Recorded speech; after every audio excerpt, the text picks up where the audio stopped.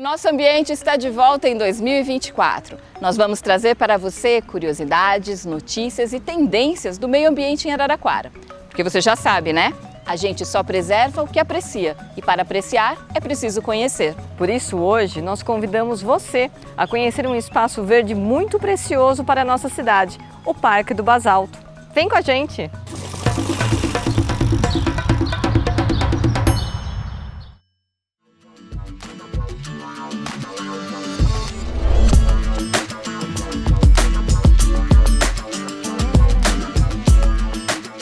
O Parque do Basalto é um mini jardim botânico, localizado aqui, na zona leste de Araraquara, no Jardim Pinheiros. E hoje nós estamos aqui com o Walter Yost, gerente de Educação Ambiental da Secretaria de Meio Ambiente e Sustentabilidade.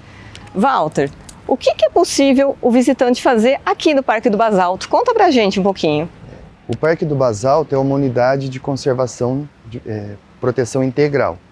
Então as pessoas podem vir ao parque para contemplar a natureza, interagir com a natureza, usufruir dos espaços para fazer piquenique, podem também as crianças utilizarem o parque de diversões, conhecerem a cachoeira, chegar próximo à cachoeira, enfim, a contemplação da natureza e a interação também com o meio ambiente.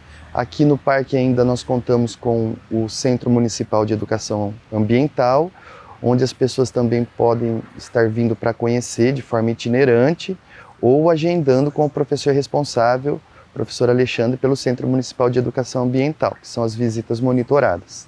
E me fala uma coisa, qual que é a área total que o visitante pode visitar aqui nesse parque? A área total é de aproximadamente 65 mil metros quadrados, né? Repletos de trilhas, com várias trilhas, né? Cachoeira, com uma área da formação geológica do parque, o Centro Municipal de Educação Ambiental, uma área extensa, bem grande mesmo. Tá certo então, muito obrigada. E você é o nosso convidado para aproveitar tudo isso a partir de agora.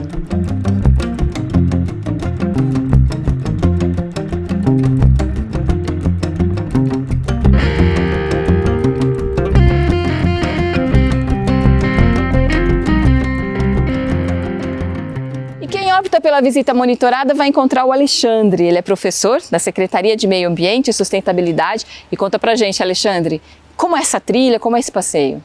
A gente tem uma trilha de pouco mais de 1 quilômetro e nesse 1 quilômetro tem muitos tesouros para descobrir.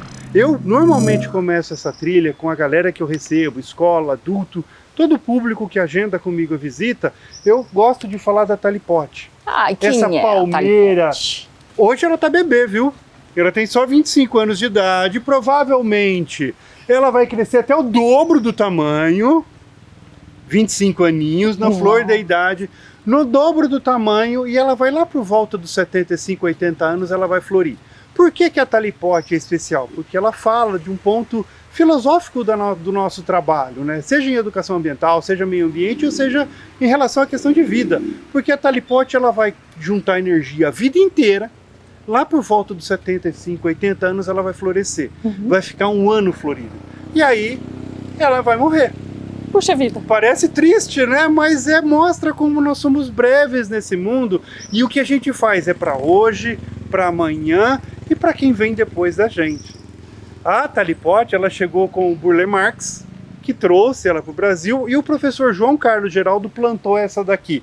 Com a seguinte mensagem, ele disse: eu tive a oportunidade de ver uma talipote florescer, então eu planto para que outras pessoas possam ver a talipote florescer. E ela traz essa mensagem, eu brinco muito que ela é uma poesia que se planta.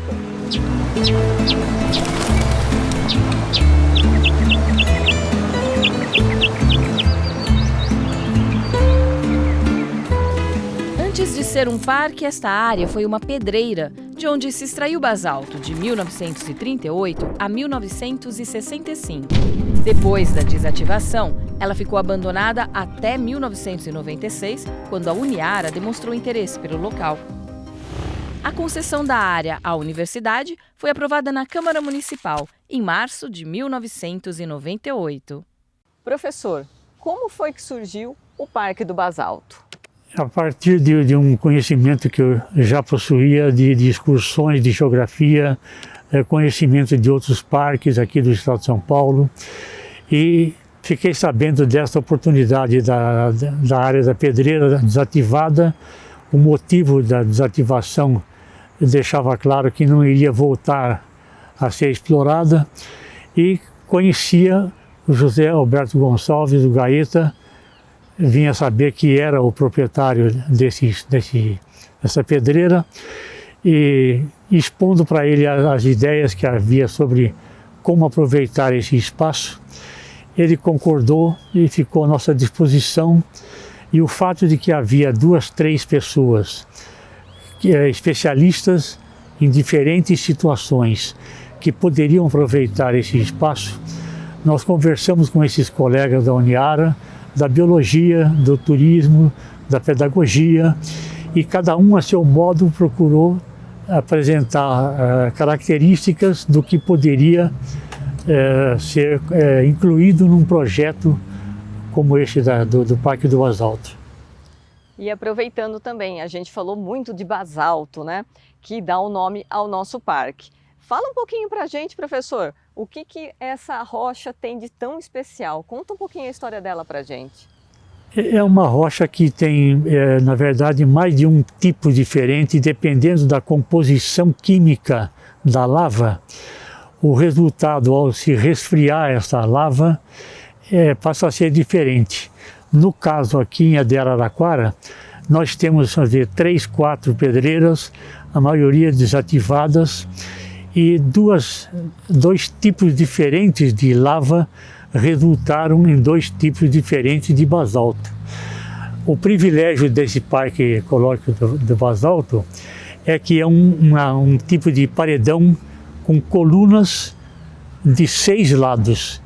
Essas colunas significam um tipo de composição da rocha ao se esfriar, que deu esse formato que a gente pode conhecer depois vendo imagens dos paredões aqui.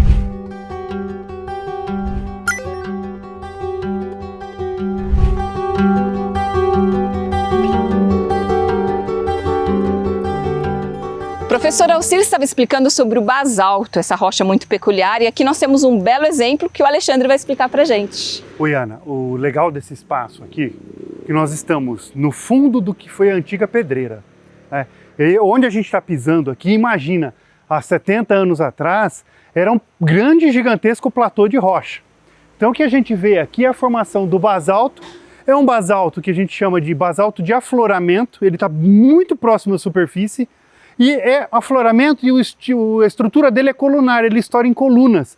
Se a gente vê todas essas fissuras aqui, eles vão se estourando em colunas. E o que chama a atenção nessa formação geológica, porque ela é de interesse geológico, é como que ela se estruturou ao longo desse derramamento de lava, como o professor Alcir falou, né? O tempo que isso tem, o tempo que isso levou, quando isso aconteceu. Então ele traz esse aspecto muito interessante e importante para o visitante, que é entender qual é a história desse basalto, como ele se formou, e é algo assim simplesmente de 100 milhões de anos pelo menos, não é?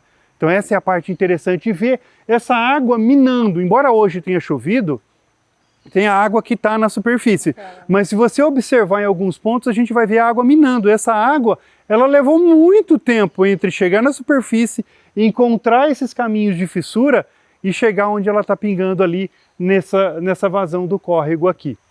Me diz uma coisa, é verdade que tem rocha, que tem desse basalto aqui em outros pontos da cidade? Tem. A rocha que foi retirada aqui da pedreira, ela circulou toda a região. Então se você andar no Boulevard dos Oitis, na Rua 5, você vai estar pisando num paralelepípedo que foi extraído daqui, esculpido nessa forma de quando era pedreira. Então você tem na Rua 5, você tem na Rua 4, da Avenida Bandeirantes até o final ali do IEBA, do Colégio IEBA, você tem na fachada da antiga estação de trem, estação ferroviária, e inclusive também na fachada da Igreja Matriz de São Bento, no centro da cidade. Então a história aqui do Parque do Basalto, desse basalto, ela se espalha pela cidade. E há outros pontos, como a matriz da Igreja Matriz de São Carlos, onde ela também tem na sua fachada o basalto extraído aqui de Araraquara. Além do contato com a natureza, o passeio proporciona uma verdadeira aula de história. Walter, fala pra gente um pouquinho sobre essa árvore tão famosa e importante para o Brasil, o pau-brasil. O pau-brasil foi uma das árvores mais exploradas no nosso país. No período colonial, ela quase entrou em extinção, devido às várias formas de utilização, né? Ela era utilizada como madeira para construção naval, para fazer arcos de violino, e após descobriram que no seu caule havia uma substância que daria para fazer corante, ela quase entrou em extinção. Então essa árvore aqui no parque é um símbolo para nós. Nós plantamos algumas espécies em comemoração ao bicentenário de independência, para resgatar um pouco da história. Então a gente utiliza um pouco de história para fazer educação ambiental, para explicar para as crianças, né, para os jovens, para os adolescentes e também para os adultos, que essa árvore que dá o nome ao nosso país quase entrou em extinção e que nós estamos agora plantando essa árvore como forma de reparar os danos ambientais realizados pelos nossos antepassados. Então as pessoas podem vir aqui conhecer uma mudinha de pau-brasil que foi replantada, existem mais algumas, e também aprender um pouco sobre a história do nosso país.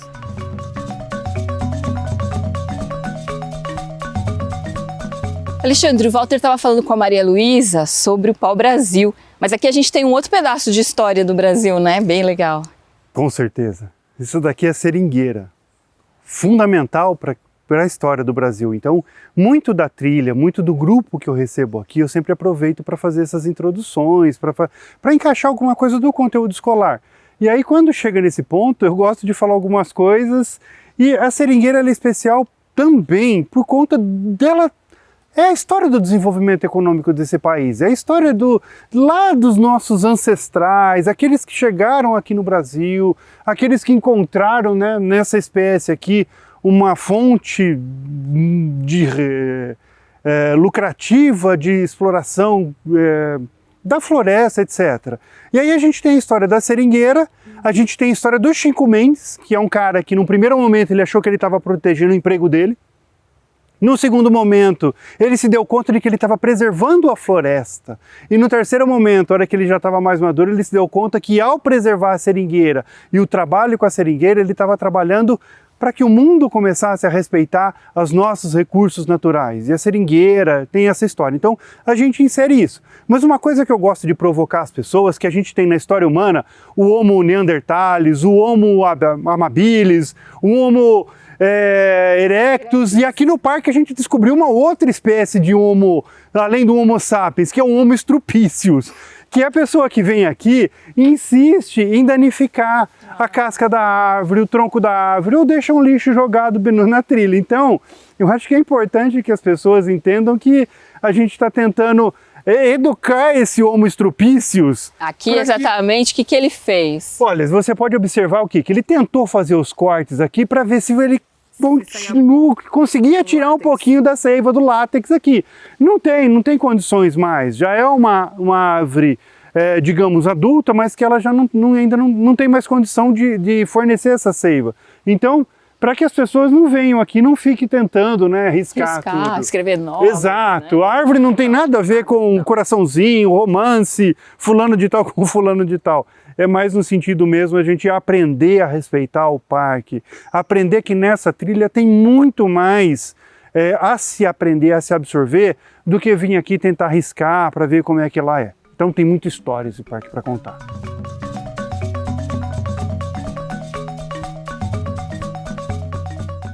Já se passaram mais de 20 anos desde que o professor Alcir plantou a primeira muda no Parque do Basalto, um oiti.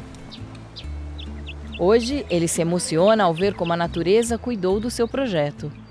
Nós tivemos o privilégio de, durante 18 anos, ser cumprido um projeto de plantio de mudas raras, um projeto de manutenção, de conservação, de ensino, de educação ambiental, da ecologia, um contato com a natureza, enfim, o pacote que foi estabelecido no Parque Ecológico do Basalto, e a oportunidade que houve de milhares de crianças, as escolas agendando a visita. Uns dias atrás estive aqui, me surpreendeu o progresso, digamos assim, da vegetação.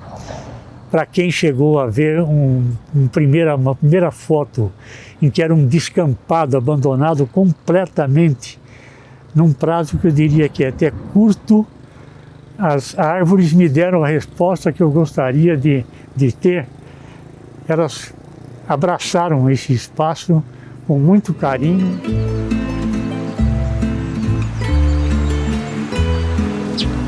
A Secretaria de Meio Ambiente, dando continuidade àquilo que estava praticamente assim, a perigo de desaparecer, os especialistas que eles têm e os propósitos que a gente sabe que essa secretaria tem, eu fico muito feliz de ver que foi um caminho importante e muito seguro para a continuidade da existência do parque. Demos um pulo à secretaria para saber como está a nova administração e quais os projetos para o futuro. Nós reabrimos em junho de 2022 e hoje, com o apoio de outras secretarias também, do departamento do DAI, nós chegamos naquela estrutura que nós estamos hoje. Não é fácil. Formamos a equipe minha de educação ambiental e começamos a trazer aquela população em torno para mostrar a responsabilidade que todos nós deveríamos tomar. Principalmente a comunidade que serviria de exemplo para outros bairros. Levamos a linha de ônibus, ponto final do Parque Pinheiro, Parque São Paulo, no Basalto. Hoje, até o dia de hoje, de julho de 2022 até hoje, já passaram mais de 115 mil pessoas. As escolas de Araraquara, escola pública, particulares, as cidades da região que marcam para vir fazer visita, até outros países, pessoas que nós temos todo lá. Pensa como vai ser o futuro do Basalto. O Basalto hoje, nós tivemos, acima do Parque Basalto, tinha uma represa. O proprietário secou essa represa e essa água vinha para um lago que nós tínhamos. Hoje nós vamos ter estamos aí com um projeto de uma roda d'água que vai trazer do Jardim do Pinheirinho a água direto, um lago artificial que eu já estou com o projeto na mão, que custa uma fortuna, mas eu consegui esse projeto, a pessoa nos doou, está na minha gaveta para nós colocar isso aí. Olha, vocês poderão ter certeza, se der continuidade do Parque Basalto, dos projetos que nós temos, será um dos melhores parques, não de São Paulo, mas do Brasil. Vocês poderão ter certeza. É isso aí. Enquanto aguardamos pelas novidades, vamos ver o que mais a Maria Luísa está descobrindo sobre o parque. O Parque do Basalto também conversa com outro parque importante aqui na cidade, o do Pinheirinho. E é exatamente aqui que esse encontro acontece. Não é mesmo, Walter? Isso. O Parque do Pinheirinho e o Parque do Basalto, eles se encontram através da mata ciliar, da área de preservação permanente do córrego do Pinheirinho. Então, esse córrego que tem aqui dentro do Parque do Basalto, na verdade, a nascente dele é lá no Pinheirinho, próximo à rodovia. Aí ele atravessa, forma as represas do Pinheirinho e depois sai das represas vindo para cá, para a Unidade de Conservação de Proteção Integral, formando as cachoeiras do Salto aqui da Unidade de Conservação do Parque do Basalto.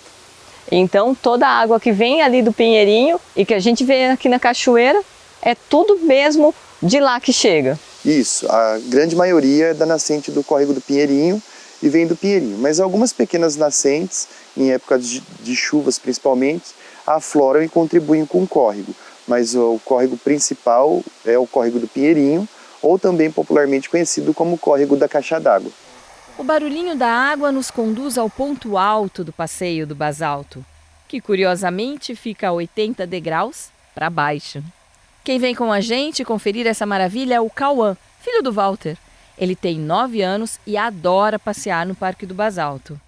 Cauã, por que você gosta de vir aqui ao Parque do Basalto? Ah, porque você sai um pouco da tecnologia, celular, computador, videogame e vem aqui ver a natureza. Ah, e qual que é o lugar que você mais gosta do parque inteiro? É a cachoeira. O que tem nessa cachoeira de tão especial? Ah, tem que você sente mais um pouco na natureza.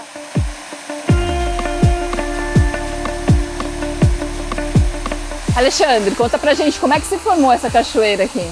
A formação dessa cachoeira, ela se dá pela exploração econômica do lugar. Lembra, ele foi uma pedreira, como o Alcir Osoni falou. E essa água está vindo lá do Pinheirinho, como o Walter falou. Mas a formação dela, ela não é natural. Esse recorte todo é em função do que nós estamos no fundo do que restou da exploração econômica do basalto, da pedreira que fechou. Se não tivéssemos aqui, seria um córrego, né, seguindo de fora a fora. Então toda essa formação aí é o resultado de um ponto de vista positivo da exploração econômica do lugar. Só que acho que é importante também para as pessoas entenderem que não é nem tudo é festa. Tem que tomar cuidado nesse lugar. Então vem na cachoeira, pode visitar. Como tem o aviso, proibido nadar. Por quê? Uma por conta da qualidade da água, né? Todo o percurso que ela faz, ela não é uma água potável própria para banho. O segundo é a condição geológica do lugar. Se as pessoas observarem, essas rochas são cheias de fissuras. E aí tem o velho dito popular, né? Água mole em pedra dura, tanto bate até que fura. Então é uma questão de segurança. Às vezes a pessoa fica brava, que ela quer entrar, é o direito de lazer dela. Mas a segurança vem em primeiro lugar. Não vale o risco de você estar brincando por aqui e acontecer um acidente. É um lugar bonito para observar, fotos maravilhosas, o som da natureza, curtir essa paz, todo esse prazer de estar aqui, ó, nesse ponto do parque. Ele realmente é uma pérola dentro da pérola que é o parque.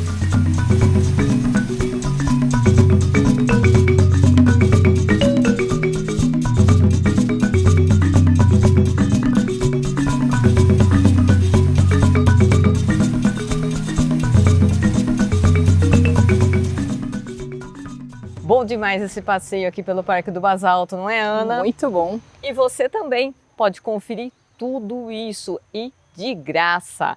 O Parque do Basalto ele fica aberto de terça a domingo, sempre das 8 às 18. E tem também as visitas monitoradas, que acontecem das 8 às 11 e depois das 14 às 17.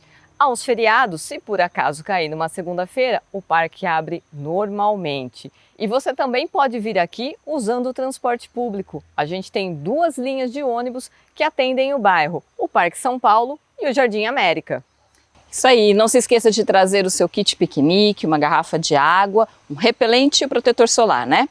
Ah, e uma sacolinha para levar o lixo, afinal, você não quer deixar sujeira nesse lugar tão bonito. Por hoje é tudo, gente. Acompanhe a nossa programação e até a próxima do Nosso Ambiente.